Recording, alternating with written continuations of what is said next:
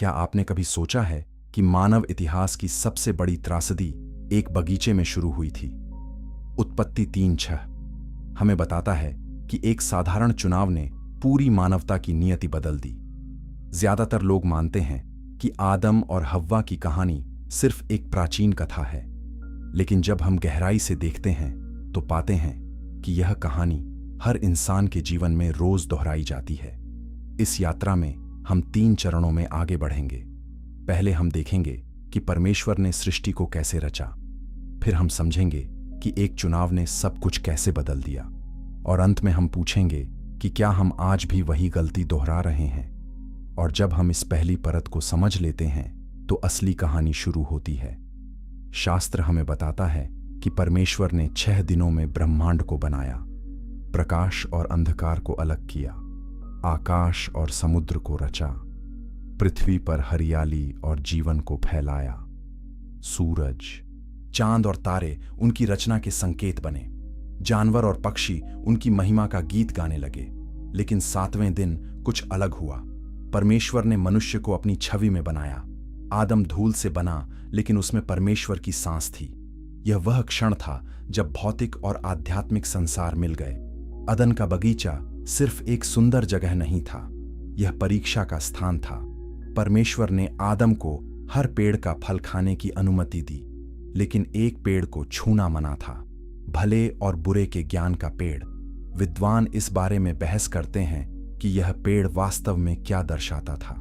कुछ कहते हैं यह नैतिक स्वायत्तता का प्रतीक था, दूसरे मानते हैं यह आज्ञाकारिता की सरल परीक्षा थी। लेकिन एक बात स्पष्ट है, यह चुनाव की स्वतंत्रता का पहला प्रमाण था। हव्वा को एक पेड़ के पास बनाया गया था, आदम की पसली से। शास्त्र कहता है कि वह उसकी सहायक होगी। वे दोनों निर्दोष थे, नग्न थे, लेकिन शर्मिंदा नहीं।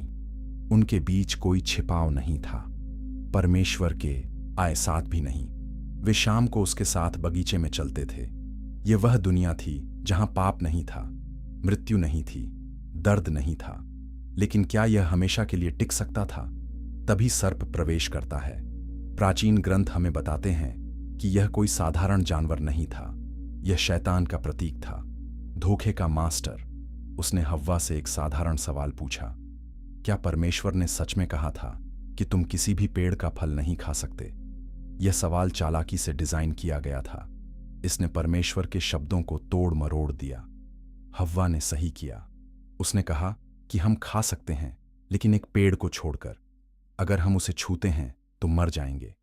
सर्प ने तुरंत जवाब दिया, तुम नहीं मरोगे, बल्कि तुम्हारी आंखें खुल जाएंगी। तुम परमेश्वर की तरह बन जाओगे, अच्छे और बुरे को जानने वाले। यह झूठ सच्चाई के साथ मिश्रित था। हाँ, उनकी आंखें खुल जाएंगी। हाँ, आइन वे ज्ञान प्राप्त करेंगे, लेकिन जो कीमत वे चुकाएंगे वह भयानक होगी। हव्वा ने फल को देखा। वह सुंदर था, स्वादिष्ट लग रहा था, ज्ञान देने वाला प्रतीत होता था। उसने फल लिया, खाया और आदम को भी दिया। उसी क्षण सब कुछ बदल गया। उनकी आंखें खुलीं, लेकिन जो उन्होंने देखा वह महिमा नहीं थी, यह शर्म थी। वे नग्न थे। उन्होंने अंजीर के पत्ते लेकर खुद को ढका। जब परमेश्वर बगीचे में चल रहे थे तो वे छिप गए। पहली बार भय ने मानव हृदय में प्रवेश किया। परमेश्वर ने पुकारा, आदम, तुम कहां हो? यह सवाल शारीरिक स्थान के बारे में नहीं था, यह आत्मिक अलगाव के बारे में था। आदम ने जवाब दिया कि मैं नग्न था, इसलिए छिप गया। परमेश्वर ने पूछा, किसने बताया कि तुम नग्न हो? क्या तुमने उस पेड़ का फल खाया? आदम ने तुरंत हव्वा को दोष दिया। हव्वा ने सर्प को दोष दिया। दोष देने की यह श्रृंखला आज भी जारी है। शास्त्र हमें बताता है कि परमेश्वर ने हर एक को श्राप दिया। सर्प को पेट के बल चलना पड़ेगा, स्त्री को प्रसव में दर्द होगा, पुरुष को मेहनत से रोटी कमानी होगी, और सबसे बुरा परिणाम मृत्यु थी। धूल से बने और धूल में मिल जाओगे। लेकिन परमेश्वर ने एक वादा भी किया, स्त्री का वंश सर्प के सिर को कुचल देगा। यह पहली मसीहाई भविष्यवाणी थी, अंधकार में आशा की पहली किरण। आदम और हव्वा को बगीचे से निकाल दिया गया। करूबों ने जीवन के पेड़ की रखवाली की। अब वापसी का कोई रास्ता नहीं था। उन्होंने बाहर की दुनिया में जीवन शुरू किया, यहां कांटे थे, मेहनत थी, पीड़ा थी। हव्वा ने 2 बेटों को जन्म दिया, कैन और हाबिल। कैन किसान बना, हाबिल चरवाहा। दोनों ने परमेश्वर को बलिदान चढ़ाया। हाबिल ने अपनी भेड़ों में से सबसे अच्छा चुना, कैन ने अपनी फसल से कुछ लाया। परमेश्वर ने हाबिल के वो बलिदान को स्वीकार किया, लेकिन कैन के को नहीं। इस अस्वीकृति ने कैन के दिल में ईर्ष्या और क्रोध भर दिया। परमेश्वर ने उसे चेतावनी दी, पाप दरवाजे पर है, इस पर शासन करो। लेकिन कैन ने नहीं सुना। एक दिन कैन ने हाबिल से कहा कि चलो खेत में चलते हैं। वहां उसने अपने भाई को मार डाला। यह मानव इतिहास का पहला हत्या था। परमेश्वर ने फिर से पूछा, तुम्हारा भाई कहां है?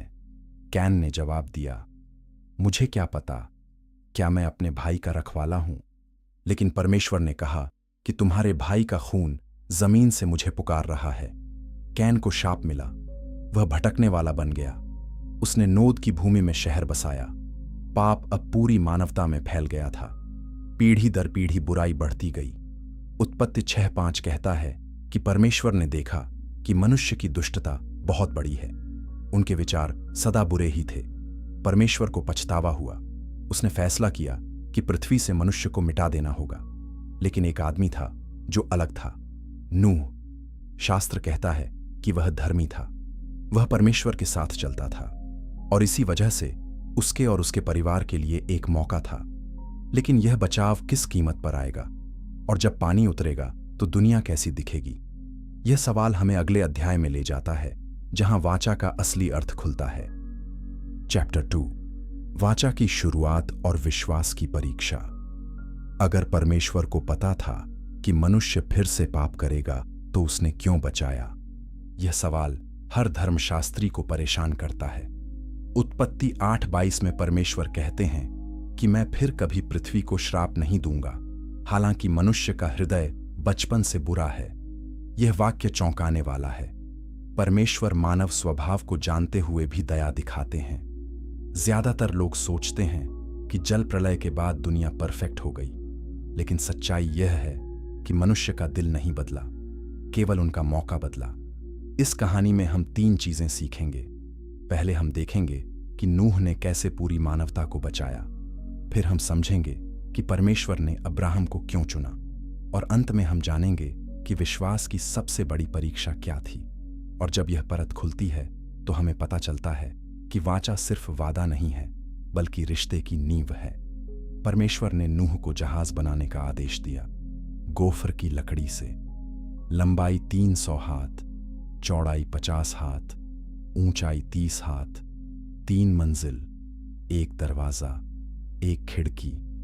यह कोई साधारण नाव नहीं थी, यह बचाव का जहाज था। नूह ने बिना सवाल किए काम शुरू किया। उसके आसपास के लोगों ने उसका मजाक उड़ाया। कोई बारिश नहीं थी, कोई बाढ़ का संकेत नहीं था, लेकिन नूह ने 100 साल तक जहाज बनाया। यह आज्ञाकारिता का सबसे लंबा उदाहरण है।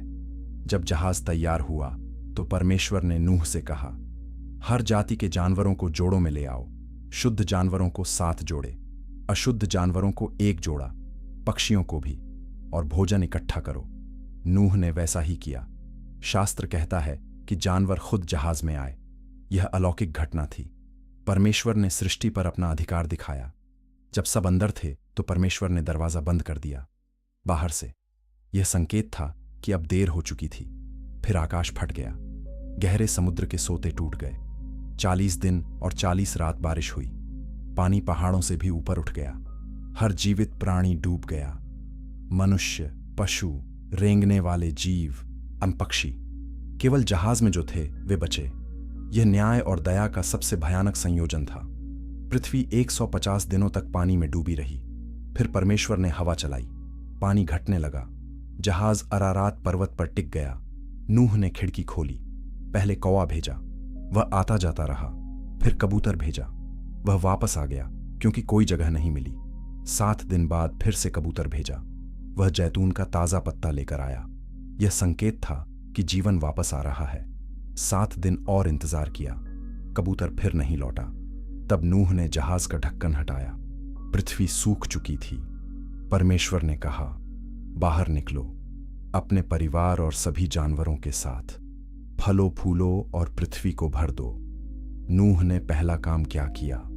उसने वेदी बनाई, बलिदान चढ़ाया, परमेश्वर से आभार व्यक्त किया। यह धार्मिक प्राथमिकता का उदाहरण है। परमेश्वर ने सुगंध को स्वीकार किया।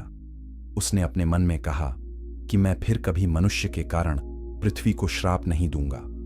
फिर उसने नूह और उसके बेटों से वाचा बांधी, मैं फिर कभी जल प्रलय से पृथ्वी को नष्ट नहीं करूंगा। इसका चिन्ह धनुष होगा। जब भी बादलों में धनुष दिखेगा, मैं अपनी वाचा याद रखूंगा। यह पहली सार्वभौमिक वाचा थी, सिर्फ एक व्यक्ति या जाति के लिए नहीं, पूरी सृष्टि के लिए। लेकिन क्या मनुष्य इस नए मौके का सम्मान करेगा?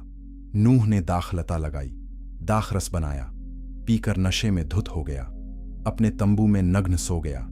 उसके बेटे हाम ने उसे देखा और अपने भाइयों को बताया। यह अपमान था। शेम और याफेत ने कपड़ा लेकर पीछे चलते हुए अपने पिता को ढका। जब नूह को पता चला तो उसने हाम के बेटे कनान को श्राप दिया। यह घटना दिखाती है कि जल प्रलय के बाद भी पाप जीवित था। समय बीता, मनुष्य फिर से बढ़ने लगे। वे शिनार के मैदान में इकट्ठा हुए। उन्होंने फैसला किया कि हम एक शहर बनाएंगे, एक मीनार जो आकाश तक पहुंचे। हम अपना नाम बनाएंगे, हम बिखरेंगे नहीं। यह घमंड और अवज्ञा थी। परमेश्वर ने कहा था, बिखर जाओ और पृथ्वी को भरो, लेकिन वे एक जगह रहना चाहते थे। परमेश्वर नीचे आए, उसने उनकी भाषा गड़बड़ा दी। अचानक वे एक दूसरे को नहीं समझ सके। निर्माण रुक गया, लोग बिखर गए। इस जगह का नाम बाबेल पड़ा, भ्रम का स्थान। इस विभाजन के बाद अलग अलग राष्ट्र बने, अलग अलग भाषाएं, अलग अलग संस्कृतियां। लेकिन परमेश्वर की योजना वो नहीं रुकी। उसने एक व्यक्ति को चुना, अब्राम।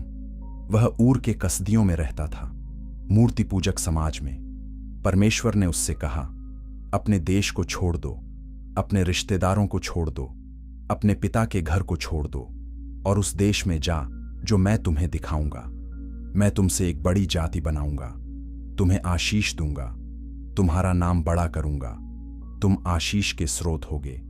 जो तुम्हें आशीष देंगे मैं उन्हें आशीष दूंगा, जो तुम्हें श्राप देंगे मैं उन्हें श्राप दूंगा। तुम्हारे द्वारा पृथ्वी के सभी कुल धन्य होंगे। यह दूसरी महान वाचा थी, व्यक्तिगत और राष्ट्रीय। अब्राम 75 साल का था जब वह हारान से निकला। अपनी पत्नी सारै और भतीजे लूत को साथ लिया। कनान देश में पहुंचा। परमेश्वर ने कहा, यह वही देश है, मैं इसे तुम्हारे वंश को दूंगा। अब्राम ने वहां वेदी बनाई, परमेश्वर का नाम पुकारा। वह विश्वास में चलता रहा। अकाल आया, वह मिस्र गया। वहां डर के कारण झूठ बोला। फिरौन से कहा कि सारै उसकी बहन है। परमेश्वर ने फिरौन को विपत्ति भेजी, सच्चाई खुली। अब्राम वापस कनान आया। लूत के और अब्राम के चरवाहों में झगड़ा हुआ। अब्राम ने लूत से कहा कि चुन लो कहां जाना है। लूत ने यरदन की घाटी चुनी। वह सदोम के पास रहने लगा। अब्राम कनान में रहा। परमेश्वर ने फिर से वादा दोहराया, जितनी दूर तुम देख सकते हो यह सब तुम्हारा होगा। तुम्हारा वंश धूल के कणों की तरह असंख्य होगा। लेकिन अब्राम का कोई बेटा नहीं था। सारै बांझ थी। 10 साल बीत गए, कोई बच्चा नहीं। सारै ने अपनी दासी हाजिरा को अब्राम को दिया। हाजिरा गर्भवती हुई, इश्माइल पैदा हुआ। लेकिन यह परमेश्वर की योजना नहीं थी। 13 साल और बीते। अब्राम 99 साल का था। परमेश्वर ने फिर से दर्शन दिए। मैं सर्वशक्तिमान परमेश्वर हूं, मेरे सामने चलो, निर्दोष बनो। मैं तुम्हारे साथ वाचा बांधता हूं। तुम बहुत सी जातियों के पिता होगे। तुम्हारा नाम अब्राम नहीं रहेगा, अब्राहम होगा, और सारै का नाम सारा होगा। वह बेटे को जन्म देगी, उसका नाम इसहाक रखना। वाचा का चिन्ह खतना होगा। हर लड़का 8वें दिन खतना करवाएगा। अब्राहम ने हंसते हुए सोचा, क्या 100 साल के आदमी को बेटा होगा? क्या 90 साल की स्त्री बच्चा जनेगी? लेकिन परमेश्वर के लिए क्या असंभव है? 1 साल बाद इसहाक पैदा हुआ, वादे का बेटा। हंसी का कारण। सारा ने कहा, परमेश्वर ने मुझे हंसी दी, जो कोई सुनेगा वह मेरे साथ हंसेगा। यह चमत्कार था, विश्वास का फल। लेकिन सबसे बड़ी परीक्षा अभी आने वाली थी। इसहाक बड़ा हुआ। एक दिन परमेश्वर ने अब्राहम को पुकारा, अपने बेटे को ले जाओ, अपने इकलौते बेटे को जिससे तुम प्यार करते हो, मोरिय्याह देश में जाओ। वहां पहाड़ पर उसे होमबलि के रूप में चढ़ाओ। यह आदेश हृदय विदारक था, लेकिन अब्राहम ने विश्वास किया। वह सुबह उठा, अपने गड्ढे को तैयार किया, 2 सेवकों को और इसहाक को साथ लिया। 3 दिन चले। तीसरे दिन उसने पहाड़ देखा। उसने सेवकों से कहा, यहीं ठहरो, हम जाकर आराधना करेंगे और वापस आएंगे। इसहाक ने होमबलि की लकड़ी उठाई। अब्राहम ने आग और छुरी ली। दोनों साथ चले। इसहाक ने पूछा, पिताजी, आग और लकड़ी तो है, लेकिन होमबलि के लिए भेड़ कहाँ है? अब्राहम ने जवाब दिया, बेटा, परमेश्वर खुद होमबलि के लिए भेड़ का प्रबंध करेगा। वे उस जगह पहुंचे। अब्राहम ने वेदी बनाई, लकड़ी सजाई, इसहाक को बांधा, वेदी पर रखा, छुरी उठाई। बस वार करने ही वाला था कि परमेश्वर के दूत ने पुकारा, अब्राहम। अब्राहम, उसने कहा, अपना हाथ रोको। अब मैं जान गया कि तुम परमेश्वर से डरते हो। तुमने अपने इकलौते बेटे को भी नहीं रोका। अब्राहम ने देखा, एक मेढ़ा झाड़ी में फंसा था। उसने उसे लिया और होमबलि चढ़ाई। उसने उस जगह का नाम रखा यहोवा यिरे, परमेश्वर देखता है, परमेश्वर प्रबंध करता है। परमेश्वर के दूत ने फिर से पुकारा, मैं अपनी ही शपथ खाकर कहता हूं, क्योंकि तुमने यह किया है, इसलिए मैं तुम्हें बहुत आशीष दूंगा। तुम्हारा वंश आकाश के तारों और समुद्र के रेत की तरह होगा। तुम्हारा वंश अपने शत्रुओं के फाटक पर अधिकार करेगा। तुम्हारे वंश के द्वारा पृथ्वी की सब जातियां आशीष पाएंगी, क्योंकि तुमने मेरी बात मानी है। यह विश्वास की चरम परीक्षा थी और यह वाचा की पुष्टि थी। अब्राहम विश्वास का पिता बन गया, लेकिन जो वादा उसे मिला वह सिर्फ उसके लिए नहीं था, यह पूरी मानवता के लिए था। और इसका पूरा होना एक व्यक्ति में होगा जो इसहाक की तरह बलिदान होगा, लेकिन फिर से जीवित होगा। लेकिन वह कहानी अभी दूर है। पहले हमें देखना होगा कि इस परिवार में कैसे संघर्ष और धोखाधड़ी ने परमेश्वर की योजना को आगे बढ़ाया। चैप्टर 3, परिवारों में संघर्ष और भाग्य का निर्माण। क्या कभी गलत तरीके से सही नतीजा मिल सकता है? यह सवाल याकूब और एसाव की कहानी में गूंजता है। उत्पत्ति 25-23 में परमेश्वर कहते हैं कि बड़ा छोटे का सेवक होगा। यह घोषणा जन्म से पहले की गई थी। ज्यादातर लोग मानते हैं कि याकूब एक धोखेबाज था जिसने अपने भाई को ठग लिया, लेकिन जब हम गहराई से देखते हैं तो पाते हैं कि परमेश्वर की योजना मानवीय कमजोरियों के बावजूद पूरी होती है। इस अध्याय में हम 3 परिवारों को देखेंगे। पहले इसहाक और रिबका के जुड़वां बेटों को, फिर याकूब के 12 बेटों को, और अंत में यूसुफ की मिस्र यात्रा को। और जब हम इन कहानियों को समझते हैं तो पता चलता है कि परमेश्वर अपूर्ण लोगों के जरिए पूर्ण काम करता है।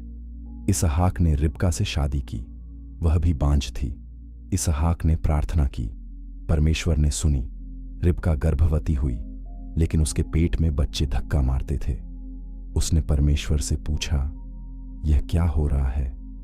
परमेश्वर ने कहा, तुम्हारे गर्भ में 2 जातियां हैं, 2 राष्ट्र अलग होंगे, एक दूसरे से अधिक बलवान।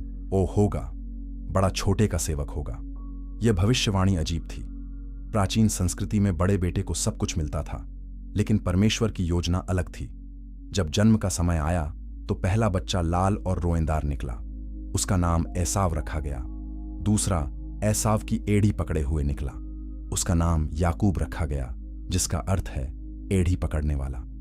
एसाव कुशल शिकारी बना, खुले मैदान का आदमी। याकूब शांत रहता था, तंबुओं में रहता था। इसहाक एसाव से प्यार करता था क्योंकि वह उसके लिए शिकार लाता था। रिबका याकूब से प्यार करती थी। यह पक्षपात परिवार में विभाजन का कारण बना। एक दिन याकूब दाल पका रहा था। एसाव शिकार से थका हारा आया। उसने कहा, मुझे वह लाल दाल दे, मैं भूख से मर रहा हूं। याकूब ने कहा, पहले मुझे अपना पहलौठे का अधिकार बेच दो। एसाव ने सोचा, मैं तो मरने वाला हूं, इस अधिकार से क्या फायदा। उसने शपथ खाई और अधिकार बेच दिया। याकूब ने उसे रोटी और दाल दी। एसाव ने खाया पिया और चला गया। शास्त्र कहता है कि एसाव ने पहलौठे के अधिकार को तुच्छ जाना। यह दिखाता है कि उसकी प्राथमिकताएं गलत थीं। समय बीता, इसहाक बूढ़ा हो गया, उसकी आंखें धुंधली पड़ गईं। उसने एसाव को बुलाया, बेटा, अपने हथियार लेकर जंगल में जाओ, मेरे लिए शिकार करो, स्वादिष्ट भोजन बनाओ, मैं खाकर तुम्हें आशीष दूंगा। रिबका ने यह बातचीत सुनी। उसने याकूब को बुलाया। उसने योजना बनाई, तुम बकरी के 2 अच्छे बच्चे लाओ, मैं तुम्हारे पिता के लिए स्वादिष्ट भोजन बनाऊंगी, तुम उसे ले जाकर आशीष लोगे। याकूब ने कहा, लेकिन ऐसा रोएंदार है और मैं चिकना, अगर पिता ने छुआ तो पता चल जाएगा, मुझे श्राप मिलेगा। रिबका ने कहा, श्राप मुझ पर आए, तुम मेरी बात मानो। उसने बकरियों को पकाया, एसाव के अच्छे कपड़े याकूब को पहनाए, बकरी की खाल उसके हाथों और गर्दन पर लगाई। याकूब अपने पिता के पास गया। उसने कहा, पिताजी, मैं एसाव हूं, मैं शिकार लेकर आया हूं, आशीष दीजिए। इसहाक ने कहा, आवाज तो याकूब की है, लेकिन हाथ एसाव के। उसने छुआ, भोजन खाया, फिर आशीष दी। राष्ट्र तुम्हारी सेवा करें, लोग तुम्हें दंडवत करें, तुम अपने भाइयों के स्वामी बनो।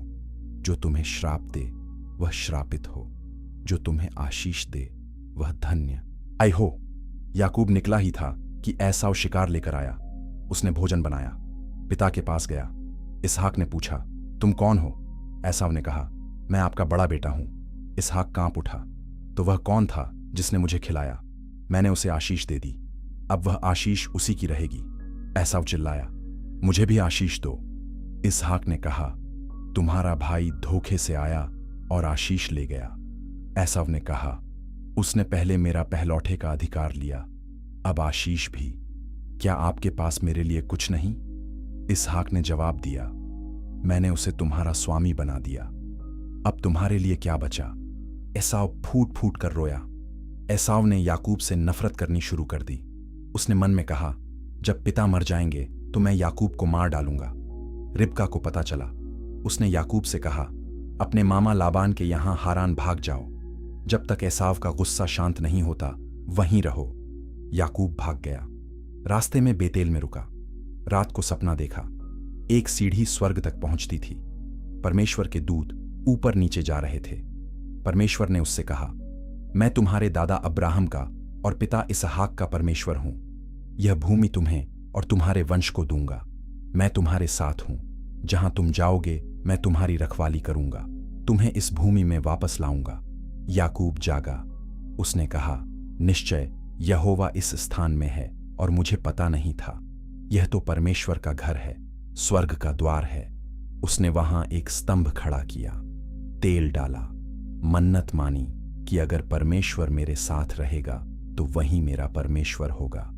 हारान पहुंचकर याकूब ने राहेल ओन को देखा, लाबान की छोटी बेटी।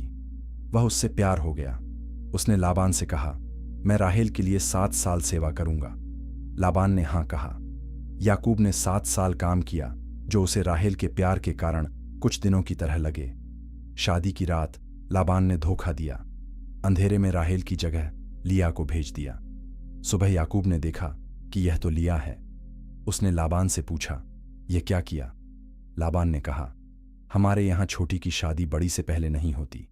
इस हफ्ते को पूरा करो, फिर राहेल भी मिल जाएगी, लेकिन 7 साल और सेवा करनी होगी। याकूब ने वैसा ही किया। उसे दोनों बहनें मिलीं, लेकिन राहेल से ज्यादा प्यार था। परमेश्वर ने देखा कि लिया से प्यार नहीं है। उसने लिया की कोख खोली। राहेल बांझ रही। लिया ने 6 बेटे और एक बेटी को जन्म दिया, रूबेन, शिमोन, लेवी, यहूदा, इस्साकार, जबूलून और दीना। राहेल ने अपनी दासी बिल्हा को याकूब को दिया।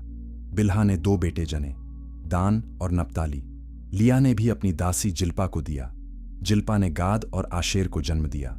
फिर परमेश्वर ने राहेल को याद किया। उसकी कोख खुली, यूसुफ पैदा हुआ।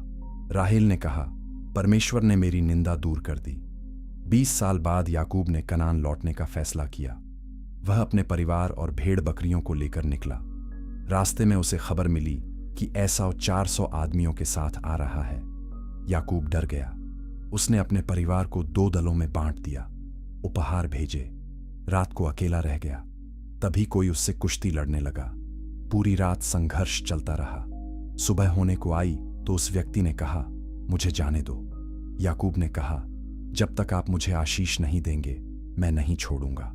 उस व्यक्ति ने याकूब की जांघ की नस पर मारा, फिर पूछा, तुम्हारा नाम क्या है? याकूब, अब तुम्हारा नाम इस्राएल होगा, क्योंकि तुमने परमेश्वर और मनुष्यों से संघर्ष किया और जीत गए। याकूब ने पूछा, आपका नाम क्या है? उसने कहा, तुम क्यों पूछते हो? और उसने वहीं आशीष दी। याकूब ने उस जगह का नाम पनीएल रखा, क्योंकि मैंने परमेश्वर को आमने सामने देखा, फिर भी बच गया। अगली सुबह एसाव मिला। याकूब ने 7 बार झुककर दंडवत किया, लेकिन एसाव दौड़कर आया, उसे गले लगाया। दोनों रोए, भाइयों का मेल हो गया। यह क्षमा और सुलह का अद्भुत उदाहरण है। याकूब कनान में बस गया, उसके 12 बेटे हुए। ये इस्राएल के 12 गोत्रों के पूर्वज बने। लेकिन सबसे खास कहानी यूसुफ की है। वह राहेल का पहला बेटा था। याकूब उससे सबसे ज्यादा प्यार करता था। उसने उसे रंगीन अंगरखा बनवाया।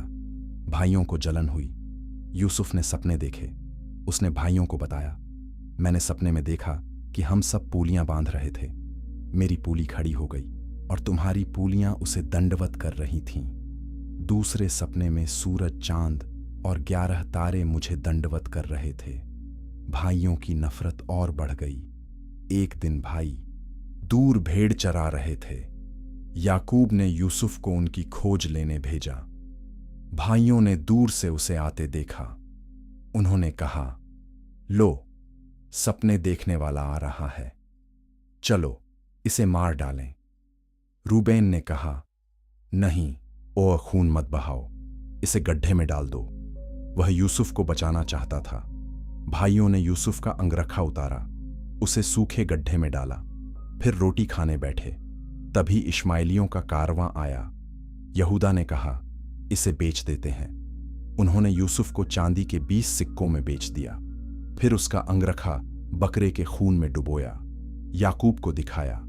याकूब रोया, मेरा बेटा किसी जंगली जानवर ने खा लिया। यूसुफ को मिस्र ले जाया गया।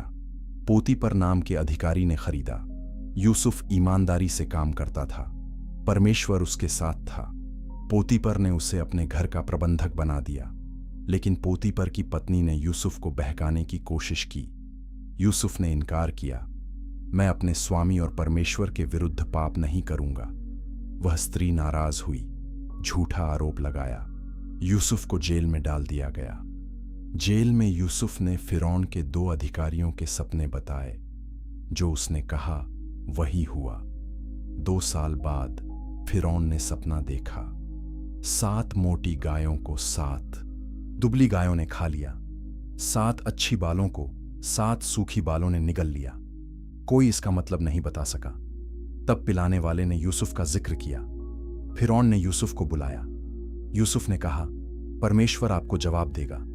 7 साल बहुतायत के आएंगे, फिर 7 साल अकाल के। आप बुद्धिमान आदमी को नियुक्त करें जो बहुतायत के समय अनाज इकट्ठा करे। फिरौन ने कहा, तुमसे बुद्धिमान कौन है? तुम मेरे घर के अधिकारी होगे। केवल राजगद्दी में मैं तुमसे बड़ा होऊंगा। यूसुफ 30 साल का था जब मिस्र का प्रधानमंत्री बना। गड्ढे से महल तक का सफर, परमेश्वर का न्याय और समय। और अब वे सपने पूरे होने वाले थे जो उसने 17 साल की उम्र में देखे थे। लेकिन पहले उसके भाइयों को मिस्र आना था, भूख के मारे झुकना था और माफी मांगनी थी। यह कहानी दिखाती है कि परमेश्वर बुराई को भी भलाई में बदल देता है। चैप्टर 4। मिस्र में गुलामी से महान मुक्ति तक क्या 400 साल की गुलामी परमेश्वर की योजना थी? यह सवाल हर धर्मशास्त्री को परेशान करता है। उत्पत्ति 15:13 में परमेश्वर ने अब्राहम से कहा था कि तुम्हारे वंशज परदेसी होंगे और 400 साल तक दुख उठाएंगे। यह भविष्यवाणी डरावनी थी, लेकिन सच साबित हुई। ज्यादातर लोग सोचते हैं कि इस्राएली सिर्फ पीड़ित थे, लेकिन सच यह है कि इस गुलामी ने उन्हें एक राष्ट्र बनाया। इस अध्याय में हम 3 चरणों को देखेंगे। पहले इस्राएलियों का मिस्र में बसना, फिर उनकी गुलामी और मूसा का बुलावा, और अंत में 10 विपत्तियां और निर्गमन। और जब हम इस कहानी को समझते हैं तो पता चलता है कि मुक्ति हमेशा परीक्षा के बाद आती है। यूसुफ के भाई भूख के कारण मिस्र आए। उन्होंने यूसुफ को नहीं पहचाना, लेकिन यूसुफ ने उन्हें पहचान लिया। उसने उन्हें परखा, रोया, फिर खुद को प्रकट किया। मैं यूसुफ हूं, क्या मेरा पिता जीवित है? आए भाई डर गए, लेकिन यूसुफ ने कहा, डरो मत। तुमने मुझे बुरे इरादे से भेजा था, लेकिन परमेश्वर ने भलाई के लिए बदल दिया, जाने बचाने के लिए। अब जल्दी जाओ और पिता को ले आओ। याकूब और पूरा परिवार मिस्र आ गया, 70 लोग। उन्हें गोशेन की भूमि दी गई। यूसुफ 110 साल जिया। मरने से पहले उसने भाइयों से कहा, परमेश्वर निश्चय तुम्हारी सुधि लेगा, तुम्हें इस देश से निकालकर उस देश में ले जाएगा जो उसने अब्राहम, इसहाक और याकूब को देने की शपथ खाई थी। जब ऐसा हो तो मेरी हड्डियां साथ ले जाना। समय बीता। नया फिरौन आया जो यूसुफ को नहीं जानता था। उसने देखा कि इस्राएली बहुत हो गए हैं। उसने कहा, ये लोग हमसे अधिक और सामर्थी हैं। अगर युद्ध हुआ तो ये हमारे शत्रुओं से मिल जाएंगे। चलो इन्हें दबा दें। मिस्रियों ने इस्राएलियों को गुलाम बना लिया। उन्हें कठोर मजदूरी करवाई, ईंटें बनवाईं, भवन और शहर बनवाए, पितोम और रामसेस। लेकिन जितना वे दबाए गए उतना वे बढ़ते गए। फिरौन ने आदेश दिया, आन की हर इब्री लड़का जो पैदा हो उसे नील नदी में फेंक दो, केवल लड़कियां जीवित रहें। यह नरसंहार था। लेवी गोत्र के एक परिवार में लड़का पैदा हुआ। मां ने उसे 3 महीने छिपाया, फिर टोकरी में रखकर नील नदी के किनारे रख दिया। फिरौन की बेटी नहाने आई। उसने टोकरी देखी, बच्चे को देखा, उसे दया आई। उसने उसे गोद ले लिया। नाम रखा मूसा, क्योंकि मैंने इसे पानी से निकाला। मूसा फिरौन के घर में पला बढ़ा, मिस्र की सारी विद्या सीखी, लेकिन वह जानता था कि वह इब्री है। एक दिन उसने देखा कि एक मिस्री एक इब्री को पीट रहा है। मूसा ने मिस्री को मार डाला, रेत में छिपा दिया। अगले दिन 2 इब्री लड़ रहे थे। मूसा ने रोकने की कोशिश की। उन्होंने कहा, क्या तुम हमें भी मारोगे जैसे मिस्री को मारा? मूसा डर गया। बात फैल गई। फिरौन ने उसे मारने की कोशिश की। मूसा मिद्यान भाग गया। मिद्यान में मूसा ने कुएं पर चरवाहों से लड़कियों को बचाया। उनके पिता यित्रो ने उसे घर बुलाया। मूसा वहीं रहने लगा। यित्रो की बेटी सिप्पोरा से शादी की, चरवाहा बन गया। 40 साल बीत गए। मिस्र में इस्राएली कराह रहे थे। उनकी दुहाई परमेश्वर तक पहुंची। परमेश्वर ने अपनी वाचा याद की, अब्राहम, इसहाक और याकूब से की गई वाचा। एक दिन मूसा होरेब पर्वत के पास भेड़ें चरा रहा था। उसने देखा कि एक झाड़ी जल रही है, लेकिन भस्म नहीं हो रही। वह पास गया। परमेश्वर ने झाड़ी में से पुकारा, मूसा, मूसा, यहां मैं हूं। अपने जूते उतार, क्योंकि यह पवित्र भूमि है। मैं तुम्हारे पूर्वजों का परमेश्वर हूं, अब्राहम का, इसहाक का और याकूब का। मूसा ने अपना मुंह छिपाया। परमेश्वर ने कहा, मैंने अपनी प्रजा का दुख देखा है, उनकी चिल्लाहट सुनी है। मैं उन्हें मुक्त करने उतरा हूं। उन्हें मिस्र से निकालकर अच्छे और विशाल देश में ले जाऊंगा, जहां दूध और मधु बहता है। अब जा, मैं तुझे फिरौन के पास भेजता हूं। मूसा ने कहा, मैं कौन हूं कि फिरौन के पास जाऊं? परमेश्वर ने कहा, मैं तुम्हारे साथ रहूंगा। मूसा ने पूछा, अगर इस्राएली पूछें कि तुम्हें किसने भेजा तो मैं क्या कहूं? परमेश्वर ने कहा, मैं हूं सो हूं, यही मेरा नाम है, यहोवा। मूसा ने फिर आपत्ति की, वे मेरा विश्वास नहीं करेंगे। परमेश्वर ने उसे 3 चिन्ह दिए, लाठी का सांप बनना, हाथ का कोढ़ी होकर फिर ठीक होना, पानी का खून बनना। मूसा ने कहा, मैं बोलने में भारी हूं। परमेश्वर ने कहा, तुम्हारा भाई हारून तुम्हारे साथ होगा, वह बोलेगा। मूसा मिस्र लौट गया, हारून से मिला, इस्राएली अगुवों को इकट्ठा किया, चिन्ह दिखाए। लोगों ने विश्वास किया। परमेश्वर ने उनकी सुधि ली है। फिर मूसा और हारून फिरौन के पास गए। इस्राएल के परमेश्वर यहोवा का वचन है कि मेरी प्रजा को जाने दो। फिरौन ने कहा, यहोवा कौन है कि मैं उसकी मानूं? मैं इस्राएल को नहीं जाने दूंगा। उल्टा उसने इस्राएलियों का काम और बढ़ा दिया। अब उन्हें ईंटें बनाने के लिए भूसा भी खुद इकट्ठा करना पड़ता था। इस्राएली मूसा पर नाराज हुए। मूसा ने परमेश्वर से कहा, आपने मुझे क्यों भेजा? इसने तो और बुरा कर दिया। परमेश्वर ने कहा, अब तुम देखोगे कि मैं फिरौन से क्या करूंगा। मेरी सामर्थ्य के कारण वह उन्हें जाने देगा। फिर 10 विपत्तियां शुरू हुईं। पहली विपत्ति, नील नदी का पानी खून बन गया, मछलियां मर गईं, पानी सड़ने लगा, लेकिन फिरौन का मन कठोर रहा। दूसरी विपत्ति, मेंढक पूरे मिस्र में फैल गए, घरों में, बिस्तरों में, तंदूरों में। फिरौन ने कहा, प्रार्थना करो कि मेंढक हट जाएं तो मैं लोगों को जाने दूंगा। मेंढक मरे, लेकिन फिरौन ने अपना वादा तोड़ दिया। तीसरी विपत्ति, धूल जूं बन गई। चौथी विपत्ति, मक्खियों के झुंड। पांचवीं विपत्ति, मवेशियों पर महामारी। छठी विपत्ति, मनुष्यों और पशुओं पर फोड़े। सातवीं विपत्ति, ओले और आग, फसलें नष्ट। आठवीं विपत्ति, टिड्डियां, जो कुछ बचा था वह भी खा गईं। नौवीं विपत्ति, 3 दिन तक घना अंधकार, लोग एक दूसरे को नहीं देख सकते थे। हर बार फिरौन थोड़ा झुकता और फिर मना कर देता। उसका दिल कठोर होता गया। अंत में 10वीं विपत्ति की घोषणा, मिस्र में हर पहलौठा मरेगा, फिरौन के बेटे से लेकर दासी के बेटे तक। लेकिन इस्राएलियों को निर्देश दिया गया, हर परिवार एक मेमना ले, बिना दोष का, उसे मारो, खून को दरवाजे की चौखट पर लगाओ, मांस को भूनकर खाओ, अखमीरी रोटी और कड़वी सांख के साथ, यात्रा के कपड़े पहनकर, जल्दी से। यह फसह का पर्व था। आधी रात को यहोवा मिस्र ओ में से होकर निकला। हर घर में पहलौठा मर गया, फिरौन का बेटा, कैदी का बेटा, पशुओं के पहलौठे। पूरे मिस्र में रोना पीटना मच गया। फिरौन ने मूसा और हारून को बुलाया, उठो, निकल जाओ अपनी भेड़ बकरियों को लेकर और मुझे आशीष दो। मिस्री इस्राएलियों से कहने लगे, जल्दी जाओ, नहीं तो हम सब मर जाएंगे। इस्राएलियों ने मिस्रियों से सोना चांदी और वस्त्र मांगे। मिस्रियों ने दे दिया। 6 लाख पुरुष स्त्रियों और बच्चों के साथ मिस्र से निकले 430 साल बाद, ठीक उसी दिन। लेकिन फिरौन का मन फिर बदल गया। हमने क्या किया? हमने इस्राएल को जाने दिया।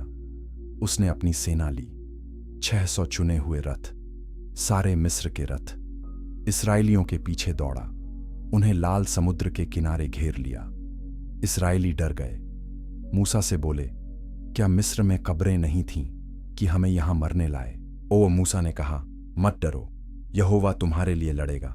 परमेश्वर ने मूसा से कहा, अपनी लाठी उठाओ, समुद्र के ऊपर हाथ बढ़ाओ, वह 2 भाग हो जाएगा। मूसा ने वैसा किया। पूरी रात तेज पूर्वी हवा चली, समुद्र 2 भाग हो गया, बीच में सूखी जमीन बन गई। इस्राएली पार होने लगे। मिस्री उनके पीछे आए, रथों और सेना के साथ। जब सब पार हो गए तो परमेश्वर ने मूसा से कहा, फिर से हाथ बढ़ाओ। पानी लौट आया, सारी मिस्री सेना डूब गई, एक भी नहीं बचा। उस दिन यहोवा ने इस्राएल को मिस्र से बचाया। लोगों ने यहोवा पर विश्वास किया। मूसा ने गीत गाया, मैं यहोवा का गीत गाऊंगा, क्योंकि वह महाप्रतापी ठहरा है। घोड़ों और सवारों को समुद्र में फेंक दिया है। यह सबसे बड़ी मुक्ति थी, गुलामी से स्वतंत्रता, दमन से छुटकारा। लेकिन जो चीज इस्राएलियों ने नहीं जानी वह यह थी कि स्वतंत्रता जिम्मेदारी लेकर आती है। अब उन्हें व्यवस्था मिलने वाली थी, वाचा के नियम और एक नई पहचान, परमेश्वर की पवित्र प्रजा। लेकिन यह यात्रा आसान नहीं होगी, क्योंकि अगला पड़ाव सीनै पर्वत था, जहां आग और धुएं में परमेश्वर की आवाज गूंजने वाली थी। चैप्टर 5, व्यवस्था और वादा किए गए देश की विजय। क्या नियम स्वतंत्रता को सीमित करते हैं या सुरक्षित रखते हैं? यह सवाल सीनै पर्वत की तलहटी में खड़े इस्राएलियों के सामने था। निर्गमन 19:5 में परमेश्वर कहते हैं कि अगर तुम मेरी वाचा का पालन करोगे तो सब लोगों में से तुम मेरा निज धन ठहरोगे। यह प्रस्ताव अद्भुत था। ज्यादातर लोग सोचते हैं कि पुराना नियम केवल कठोर नियमों की किताब है, लेकिन सच्चाई यह है कि व्यवस्था परमेश्वर के साथ रिश्ते का ढांचा थी। इस अध्याय में हम 3 भाग देखेंगे। पहले 10 आज्ञाओं और वाचा का पालन, फिर जंगल में भटकना और लोगों की परीक्षा, और अंत में कनान की विजय। और जब हम इस कहानी को समझते हैं तो पता चलता है कि आज्ञाकारिता आशीष की कुंजी है। इजरायली तीसरे महीने में सीनै पर्वत के पास पहुंचे। मूसा पर्वत पर चढ़ा।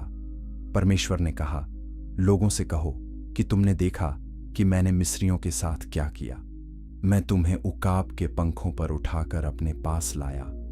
अब अगर तुम मेरी मानोगे तो तुम मेरे लिए याजकों का राज्य और पवित्र जाति होगे। लोगों ने कहा, जो कुछ यहोवा ने मैं कहा वह हम करेंगे। मूसा ने लोगों को 3 दिन के लिए तैयार रहने को कहा। कपड़े धोए, पर्वत के चारों ओर सीमा बनाई, कोई छूने न पाए। तीसरे दिन सुबह बादल गरजे, बिजली चमकी, तुरही की आवाज बहुत जोर से बजी। पूरा पर्वत धुएं से भर गया, आग भड़क उठी, धरती कांप उठी। मूसा बोला और परमेश्वर ने गरजती आवाज में जवाब दिया। फिर 10 आज्ञाएं दी गईं। पहली, मेरे अलावा तुम्हारा कोई और परमेश्वर न हो। दूसरी, कोई मूर्ति न बनाना। तीसरी, परमेश्वर का नाम व्यर्थ में न लेना। चौथी, सप्त के दिन को पवित्र रखना। पांचवीं, अपने माता पिता का आदर करना। छठी, हत्या न करना। सातवीं, व्यभिचार न करना। आठवीं, चोरी न करना। नौवीं, झूठी गवाही न देना। 10वीं, और लालच न करना। लोगों ने आवाज सुनी, धुआं और आग देखी, वे कांप उठे।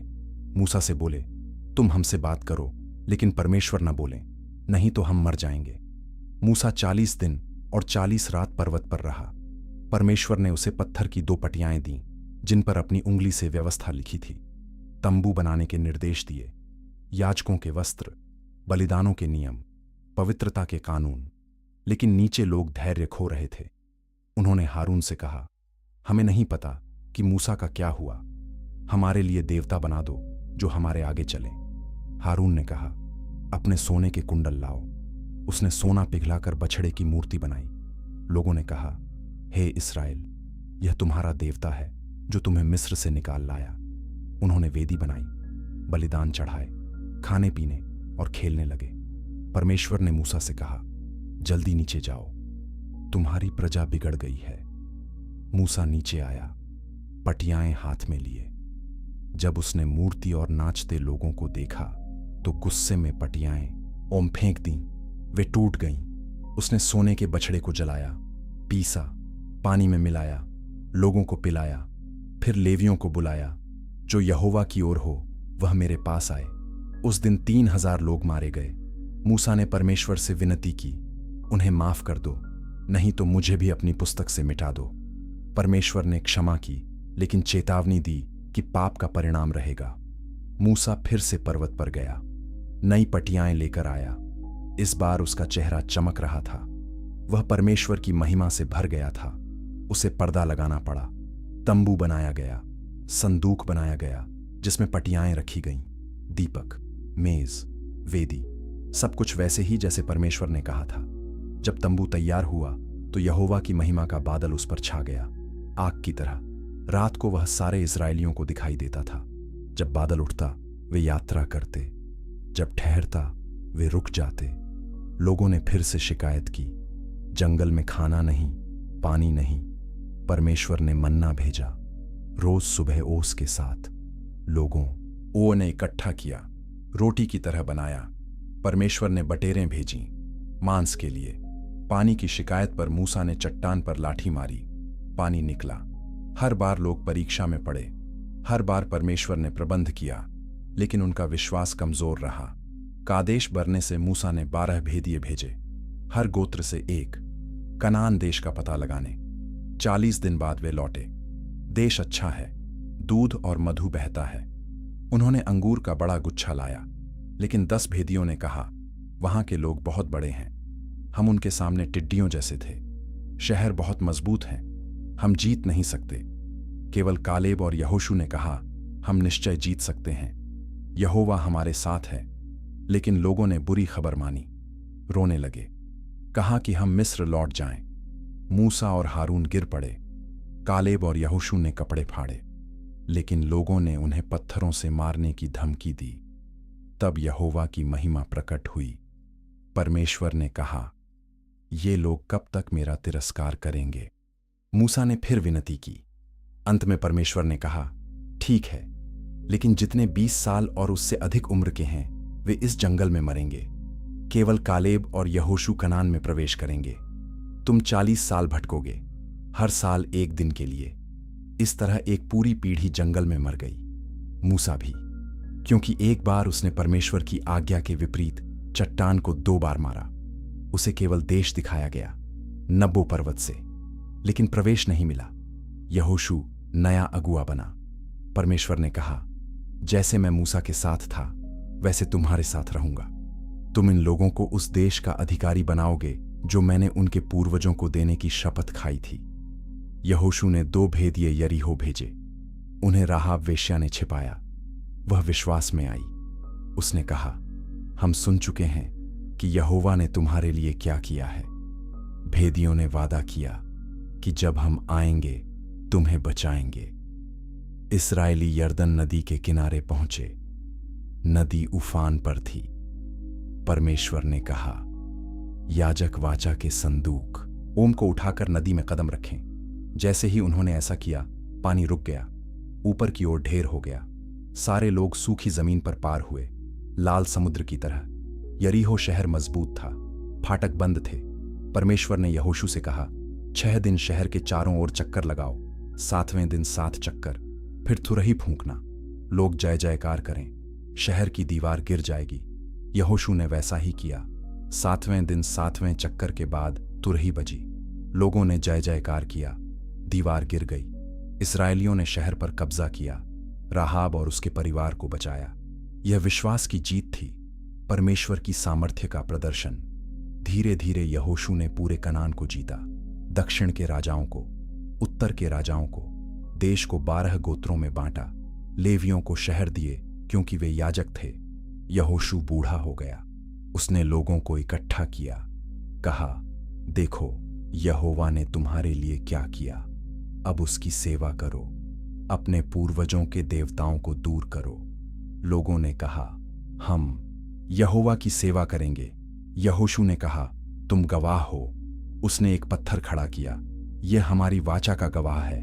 लेकिन क्या इजरायली सच में वफादार रहे? अगली पीढ़ी ने यहोवा को नहीं जाना। वे मूर्तियों की ओर मुड़े, बाल और अश्तोरेत की पूजा करने लगे। इससे न्यायियों का समय शुरू हुआ। एक चक्र, पाप, दमन, पश्चाताप, मुक्ति। बार बार दबोरा, गिदोन, शिमशोन जैसे न्यायियों ने उन्हें बचाया, लेकिन हर बार वे फिर गिरे। यह दिखाता है कि बाहरी विजय आसान है, भीतरी विश्वास कठिन। और अब वे एक राजा मांगने वाले थे। इससे एक नया युग शुरू होने वाला था, जहां परमेश्वर की योजना इंसानी गलतियों के बावजूद आगे बढ़ेगी। चैप्टर 6, राजाओं का उदय और पतन। क्या परमेश्वर मनुष्य राजा से कम है? यह सवाल तब सामने आया जब इस्राएलियों ने राजा मांगा। एक शमूएल 8:7 में परमेश्वर ने शमूएल से कहा, उन्होंने तुम्हें नहीं बल्कि मुझे तिरस्कार किया है कि मैं उनके ऊपर राजा न रहूं। ज्यादातर लोग सोचते हैं कि राजशाही परमेश्वर का विचार था, लेकिन सच यह है कि यह लोगों की मांग थी जो दूसरी जातियों की तरह बनना चाहते थे। इस अध्याय में हम 3 राजाओं को देखेंगे। शाऊल जो असफल हुआ, दाऊद जो परमेश्वर के मन के अनुसार था, और सुलेमान जो ज्ञानी था लेकिन गिर गया। और जब हम इनकी कहानियां समझते हैं तो पता चलता है कि बाहरी सफलता भीतरी विश्वास के बिना खोखली है। शमूएल आखिरी न्यायी था, उसके बेटे भ्रष्ट थे। इस्राएल के अगुओं ने कहा, हमें राजा दो, सब जातियों की तरह। शमूएल को बुरा लगा, उसने प्रार्थना की। परमेश्वर ने कहा, उनकी मानो, लेकिन उन्हें चेतावनी दो। शमूएल ने कहा, राजा तुम्हारे बेटों को युद्ध में भेजेगा, तुम्हारी बेटियों से काम करवाएगा, तुम्हारे खेत और दाखबारी लेगा, तुम्हारी संपत्ति का 10वां हिस्सा लेगा। तुम उसके दास होगे और तब तुम पुकारोगे, लेकिन यहोवा जवाब नहीं देगा। लोगों ने कहा, फिर भी हमें राजा चाहिए। शाऊल चुना गया, बिन्यामीन गोत्र से, लंबा और सुंदर। शमूएल ने उसका अभिषेक किया। लोगों ने जय जयकार की, राजा की जय हो। शुरुआत में शाऊल विनम्र था, उसने अम्मोनियों को हराया, इस्राएल की रक्षा की। लेकिन धीरे धीरे घमंड आया। परमेश्वर ने कहा था कि अमालेकियों को पूरी तरह नष्ट करो। शाऊल ने उनके राजा अगाग को और अच्छे पशुओं को बचा लिया। शमूएल ने पूछा, यह भेड़ बकरियों की आवाज क्यों है? शाऊल ने बहाना बनाया, यहोवा को बलिदान चढ़ाने के लिए। शमूएल ने कहा, क्या यहोवा होम बलियों और मेल बलियों से उतना प्रसन्न होता है जितना आज्ञाकारिता से? सुनना बलिदान से और ध्यान देना मेढ़ों की चर्बी से उत्तम है। क्योंकि तुमने यहोवा के वचन को तुच्छ जाना, इसलिए उसने तुम्हें राजा होने से तुच्छ जाना। शमूएल फिर कभी शाऊल से नहीं मिला, लेकिन वह उसके लिए शोक करता रहा। परमेश्वर ने कहा, कब तक शोक करोगे? अपने सींग में तेल भरो, मैं तुम्हें यिशै के पास भेज रहा हूं। मैंने उसके बेटों में से एक को राजा चुना है। शमूएल बेतलेहम गया, यिशै के 7 बेटों को देखा। सबसे बड़ा एलियाब लंबा और सुंदर था। शमूएल ने सोचा, यही होगा, लेकिन यहोवा ने कहा, रूप और डील मत देखो। मनुष्य बाहरी रूप देखता है, लेकिन यहोवा मन को देखता है। एक एक करके 7 आए। हर बार परमेश्वर ने कहा, इसे मैंने नहीं चुना।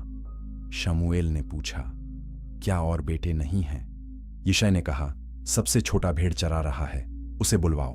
दाऊद आया, लाल रंग, सुंदर आंखें। परमेश्वर ने कहा, उठ, इसी का अभिषेक कर। शमूएल ने तेल डाला। उसी दिन से यहोवा का आत्मा दाऊद पर सामर्थ्य से आने लगा। शाऊल परेशान था, दुष्टात्मा उसे सताती थी। सेवकों ने कहा, कोई वीणा बजाने वाला बुलाएं। दाऊद को बुलाया गया। जब वह बजाता, शाऊल को चैन मिलता। एक दिन पलिश्तियों ने युद्ध किया। उनके पास एक विशाल योद्धा था, गोलियत। 6 हाथ 1 बित्ता लंबा, भारी कवच, बड़ा भाला।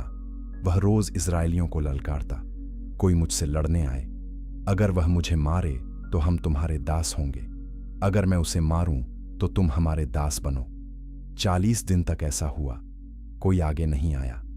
दाऊद अपने भाइयों के लिए खाना लेकर आया। गोलियत की ललकार सुनी। उसने पूछा, यह कौन है जो जीवित परमेश्वर की सेना को ललकारता है? और लोगों ने कहा, राजा उसे मारने वाले को बड़ा इनाम देगा, अपनी बेटी देगा। दाऊद ने कहा, मैं जाऊंगा। शाऊल ने कहा, तुम तो लड़का हो, वह बचपन से योद्धा है। दाऊद ने कहा, मैं अपने पिता की भेड़ें चराता था, जब सिंह या रीछ आता था मैं उसे मारता था। यह खतना रहित पलिश्ती भी वैसा ही होगा। यहोवा जिसने मुझे सिंह और रीछ से बचाया, उसी से बचाएगा। शाऊल ने अपना कवच दाऊद को पहनाया। दाऊद चल नहीं सका। उसने कहा, मैं इनसे युद्ध नहीं कर सकता। उसने कवच उतार दिया, अपनी लाठी ली, नाले से 5 चिकने पत्थर चुने, गुलेल में रखा, गोलियत के पास गया। गोलियत ने कहा, क्या मैं कुत्ता हूं कि तू लाठी लेकर आया? उसने दाऊद को श्राप दिया। दाऊद ने कहा, तू तलवार, भाला और बर्छी लेकर आया है, लेकिन मैं सेनाओं के यहोवा के नाम से आता हूं। आज यहोवा तुझे मेरे हाथ में कर देगा। सारी पृथ्वी जान लेगी कि इस्राएल में परमेश्वर है। दाऊद दौड़ा, गुलेल घुमाई, पत्थर निकला, गोलियत के माथे में लगा, वह गिर पड़ा। दाऊद ने उसकी ही तलवार से उसका सिर काट दिया। पलिश्ती भाग गई। इस्राएलियों ने जय जयकार की। दाऊद नायक बन गया। स्त्रियां गीत गाने लगीं। शाऊल ने 1000 मारे, दाऊद ने 10,000। यह सुनकर शाऊल को जलन हुई। उसने दाऊद को मारने की कोशिश की, भाला फेंका, लेकिन दाऊद बच गया। दाऊद को भागना पड़ा, जंगल में छिपना पड़ा। शाऊल उसका पीछा करता रहा। 2 बार दाऊद को मौका मिला कि शाऊल को मार दे, लेकिन उसने नहीं मारा। उसने कहा, यह यहोवा का अभिषिक्त है, मैं हाथ नहीं उठाऊंगा। यह सम्मान और धैर्य का उदाहरण है।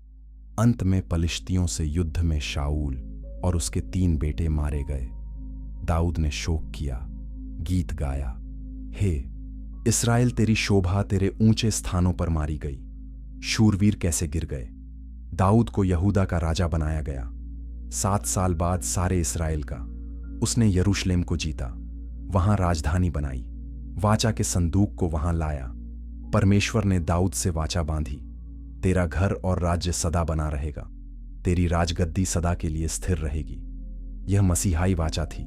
दाऊद से मसीहा आने वाला था, लेकिन दाऊद भी पापी था।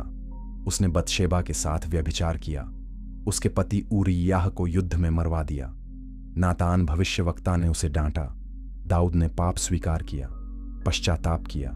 भजन 51 लिखा, हे परमेश्वर, अपनी करुणा के अनुसार मुझ पर दया कर, अपनी बड़ी दयालुता से मेरे अपराध मिटा दे। परमेश्वर ने क्षमा की, लेकिन परिणाम रहे, बच्चा मर गया। दाऊद के घर में तलवार नहीं टली। उसके बेटे अम्नोन ने अपनी बहन तामार के साथ बलात्कार किया।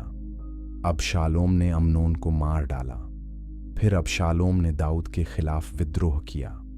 दाऊद को यरूशलेम छोड़कर भागना पड़ा। अबशालोम युद्ध में मारा गया। दाऊद फूट फूट कर रोया, हे मेरे बेटे अबशालोम, काश मैं तेरी जगह मर जाता। दाऊद बूढ़ा हुआ। उसने सुलैमान को राजा बनाया। उसे निर्देश दिए, यहोवा की व्यवस्था का पालन करो, उसकी विधियों पर चलो, तब तुम जो कुछ करोगे उसमें सफल होगे। सुलैमान सिंहासन पर बैठा। परमेश्वर ने उसे सपने में कहा, मांग, मैं तुझे क्या दूं। सुलैमान ने कहा, मुझे सुनने वाला मन दे कि मैं तेरी प्रजा का न्याय कर सकूं, भले और बुरे में फर्क कर सकूं। परमेश्वर खुश हुआ। तुमने लंबी आयु नहीं मांगी, धन नहीं मांगा, शत्रुओं की मृत्यु नहीं मांगी, बुद्धि मांगी, इसलिए मैं तुम्हें बुद्धि के साथ धन और सम्मान भी दूंगा। सुलैमान ने मंदिर बनाया 7 साल में, सोने चांदी से सजाया, देवदार की लकड़ी से। जब मंदिर तैयार हुआ तो याजकों ने वाचा के संदूक को उसमें रखा। बादल ने मंदिर को भर दिया। यहोवा की महिमा। सुलैमान ने प्रार्थना की, हे यहोवा, स्वर्ग में से सुन, अपनी प्रजा को क्षमा कर। परमेश्वर ने कहा, मैंने इस भवन को पवित्र किया है, मेरा नाम सदा यहां रहेगा।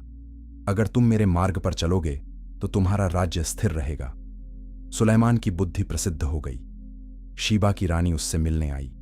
उसने कहा, जो मैंने सुना था वह सच है, तुम्हारी बुद्धि और धन उससे भी बढ़कर है। सुलैमान ने नीति वचन लिखे, सभोपदेशक लिखा, श्रेष्ठ गीत लिखा, लेकिन उसने एक गलती की। उसने कई विदेशी स्त्रियों से विवाह किया, 700 रानियां, 300 रखैलें। बुढ़ापे में उन्होंने उसका मन भटका दिया। वह मूर्तियों की पूजा करने लगा। यहोवा उससे कुपित हुआ।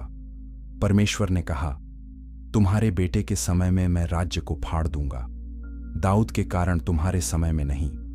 यह दिखाता है कि बुद्धि भी आज्ञाकारिता के बिना खतरनाक है। सुलैमान जितना ज्ञानी था उतना ही मूर्ख भी बन गया, और अब राज्य टूटने वाला था 2 भागों में, और इससे मूर्ति पूजा और विद्रोह का लंबा दौर शुरू होने वाला था, जो अंततः बंधुआई में ले जाएगा। चैप्टर 7, विभाजन, मूर्ति पूजा और भविष्यवक्ताओं की चेतावनी। क्या एक गलत फैसला पूरे राष्ट्र को बर्बाद कर सकता है? रहूबियाम की कहानी इसका जवाब देती है। एक राजा 1214 में उसने लोगों से कहा, मेरे पिता ने तुम पर भारी जुआ रखा था, लेकिन मैं और भी बढ़ाऊंगा। मेरे पिता ने कोड़ों से ताड़ना दी, मैं बिच्छुओं से दूंगा। यह घमंड और मूर्खता का मिश्रण था। ज्यादातर लोग सोचते हैं कि इस्राएल का विभाजन सिर्फ राजनीतिक था, लेकिन सच यह है कि यह आध्यात्मिक विद्रोह का परिणाम था।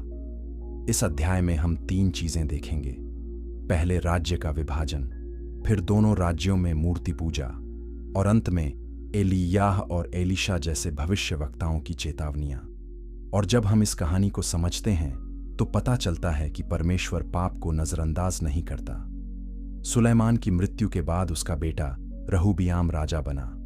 उत्तरी गोत्रों ने शिकायत की, आपके पिता ने हम पर भारी बोझ डाला, उसे हल्का करो तो हम आपकी सेवा करेंगे। रहूबियाम ने बूढ़े सलाहकारों से पूछा। उन्होंने कहा, अगर तुम आज उनके दास बनो और नम्रता से बोलो तो वे सदा तुम्हारे दास आर रहेंगे।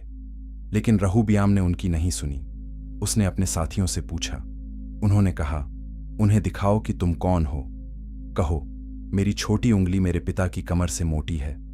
रहूबियाम ने मूर्खता से जवाब दिया। इस्राएल के 10 गोत्रों ने विद्रोह कर दिया।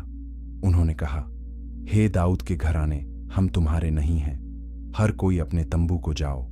उन्होंने यारोबाम को अपना राजा बनाया। केवल यहूदा और बिन्यामीन रहूबियाम के साथ रहे।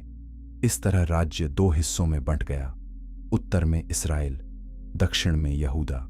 यह उत्पत्ति 15 की भविष्यवाणी का हिस्सा था। पाप के कारण विभाजन। यारोबाम ने सोचा कि अगर लोग यरूशलेम में मंदिर जाते रहे तो वे रहूबियाम के पास लौट जाएंगे। इसीलिए उसने 2 सोने के बछड़े बनवाए, एक दान में रखा, एक बेतेल में। उसने कहा, हे इस्राएल, ये तुम्हारे देवता हैं जो तुम्हें मिस्र से निकाल लाए। यह वही पाप था जो हारून ने किया था। उसने अपने याजक नियुक्त किए, लेवियों को नहीं। उसने नए उपपर्व बनाए, यहोवा की आज्ञा के विपरीत।